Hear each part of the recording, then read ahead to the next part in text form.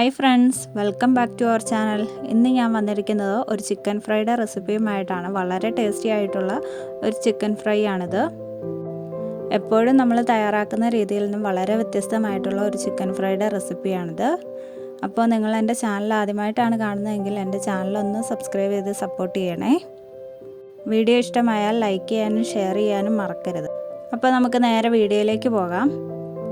ഇതിനായിട്ട് 1 കിലോ ചിക്കനാണ് എടുത്തിരിക്കുന്നത്. ഇതിലേക്ക് 1 ടീസ്പൂൺ മഞ്ഞൾപ്പൊടി, 1.5 teaspoon garam masala powder, 1.5 teaspoon മല്ലിപ്പൊടി, ഇനി ഒരു 2 ടീസ്പൂൺ ഇഞ്ചി വെളുത്തുള്ളി പേസ്റ്റാണ് ചേർത്ത് കൊടുക്കുന്നത്.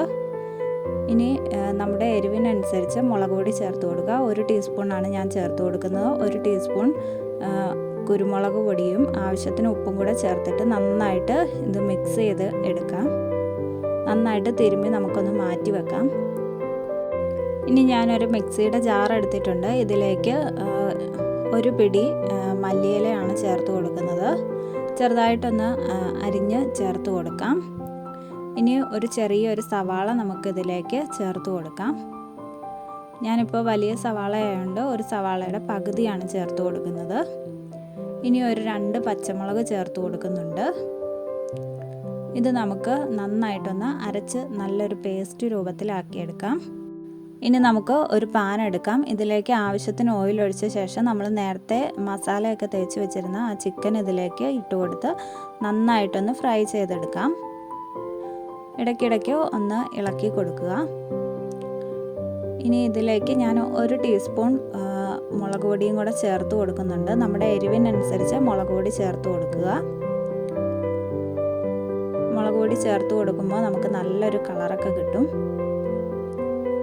ഞാനിവിടെ എടുത്തിരിക്കുന്നത് ഒത്തിരി എരിവില്ലാത്ത മുളക് പൊടിയാണ് എടുത്തിരിക്കുന്നത്. ഇത് നന്നായിട്ടൊന്ന് ഫ്രൈ ആയിട്ട് വരുമ്പോൾ നമുക്കിതിലേക്ക് കുറച്ച് ചുവന്നുള്ളി ചേർത്ത് കൊടുക്കാം. ഞാനിവിടെ ഏകദേശം 25 ചുവന്നുള്ളി ചേർത്ത് കൊടുക്കുന്നുണ്ട്. നിങ്ങൾക്ക് വേണമെങ്കിൽ ഇതിലേക്ക് സവാള ചേർത്ത് കൊടുക്കാം. സവാള ചേർത്ത് കൊടുക്കുന്നതിലും കുറച്ചും കൂടെ നല്ല ടേസ്റ്റ് കിട്ടുന്നത് ചുവന്നുള്ളി ചേർത്ത് കൊടുക്കുമ്പോഴാണ്. ഉള്ളിയൊക്കെ ചേർത്ത് കൊടുത്തിട്ട് നന്നായിട്ടൊന്ന് ഇളക്കി കൊടുക്കുക. ഉള്ളിയൊക്കെ നന്നായിട്ടൊന്ന് വാടിക്കഴിയുമ്പോൾ നമുക്കിതിലേക്ക് 1 തക്കാളിയാണ് ഞാൻ ചേർത്ത് കൊടുക്കുന്നത്. ഈ തക്കാളി ഇതിൽ കിടന്ന് നന്നായിട്ട് വെന്ത് വരണം. അതിനായിട്ട് ഞാൻ ജസ്റ്റ് ഒന്ന് മൂടി വെക്കുന്നുണ്ട്. മൂടി വെച്ച് നമുക്കൊന്ന് വേവിക്കാം. ഇനി കുറച്ച് കറിവേപ്പില കൂടെ ആവശ്യത്തിന് ഇട്ട് കൊടുക്കുന്നുണ്ട്. ഞാനിവിടെ 2 തണ്ട് കറിവേപ്പില ഇട്ട് കൊടുത്തിട്ടുണ്ട്. എന്നിട്ട് നന്നായിട്ട് ഇളക്കി യോജിപ്പിക്കുക. ഈ തക്കാളിയൊക്കെ നന്നായിട്ട് വെന്ത് ഉടഞ്ഞു വരുന്നത് വരെ നമുക്കൊന്ന് മൂടി വെച്ച് വേവിക്കാം.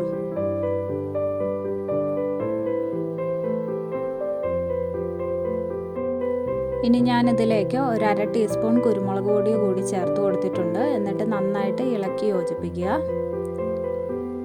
ഇനി നമ്മൾ നേരത്തെ എടുത്ത് മാറ്റി വെച്ചിരുന്ന ആ അരപ്പ് ഇതിലേക്ക് ചേർത്ത് കൊടുക്കാം. നമ്മൾ മല്ലിയിലയും സവാളയൊക്കെ ഇട്ട് അരച്ച ആ അരപ്പാണ് നമ്മൾ ഇതിലേക്ക് ചേർത്ത് കൊടുക്കുന്നത്. ആ അരപ്പിട്ട് നമുക്ക് നന്നായിട്ട് ഇളക്കി കൊടുക്കാം. ഇപ്പോൾ നമ്മൾ ചേർത്ത് കൊടുത്തിരിക്കുന്ന ഈ അരപ്പ് നന്നായിട്ട് മൊരിഞ്ഞ് വരുന്നത് വരെ നമുക്കൊന്ന് ഫ്രൈ ചെയ്തെടുക്കണം.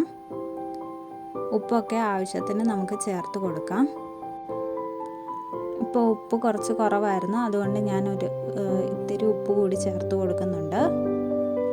എന്നിട്ട് നന്നായിട്ട് ഇളക്കി കൊടുക്കാം. ഇടയ്ക്കിടയ്ക്ക് ഇത് നന്നായിട്ടൊന്ന് ഇളക്കി കൊടുക്കണം. എന്നാൽ മാത്രമേ നമ്മൾ ചേർത്ത് കൊടുത്തിരിക്കുന്ന മസാല എല്ലാം നന്നായിട്ട് ഫ്രൈ ആയിട്ട് വരത്തുള്ളൂ.